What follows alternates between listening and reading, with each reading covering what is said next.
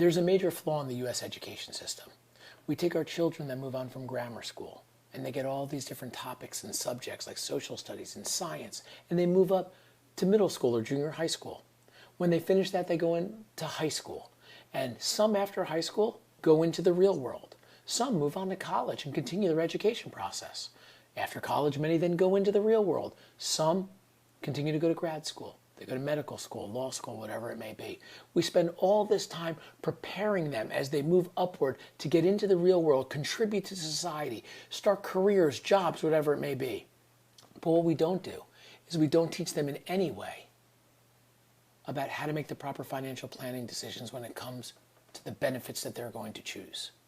As people start to build wealth, as they start to make money, they should find some type of financial planner, some advisor who will help look out for their best interests and have a plan in place prior to the negative. But there's basic things in life that we don't teach our children. We teach them how to get jobs, how to start careers, but we don't teach them what their employee benefits are. We don't teach them what a 401k is. We don't teach them what life insurance is. And what happens as people take on life-altering challenges, as bad things happen, as you hear me say, the job of the financial advisor is to be there when things are bad, to give people good news at the deepest and darkest of times, to have a plan in place prior to the negative. What we're not able to do is get what we need. Most people want life insurance when they know they can't get it.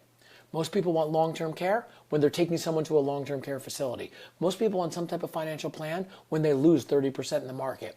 What we shouldn't be doing in the school system is showing people what a mutual fund is and alphas and deltas and all this stuff. We can make those optional classes, but what we should be informing them is when they get jobs, how to fill out their forms properly and make the proper elections to make sure that they are protecting themselves and their family from negativity, so they could focus on the fight at hand if they're put in a very difficult situation.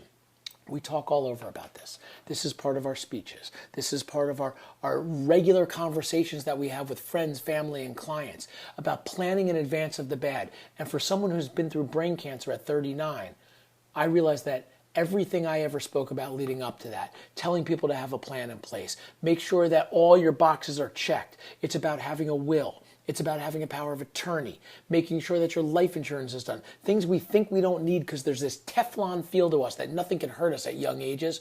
By having all that done, it allowed me to focus on the fight at hand without regret, resentment, or negativity, and take on this challenge and give everything I had to fight for my family to make sure I was going to be there. As we say this more and more, as my book came out talking about this, I wrote that book for me. I wrote it for myself.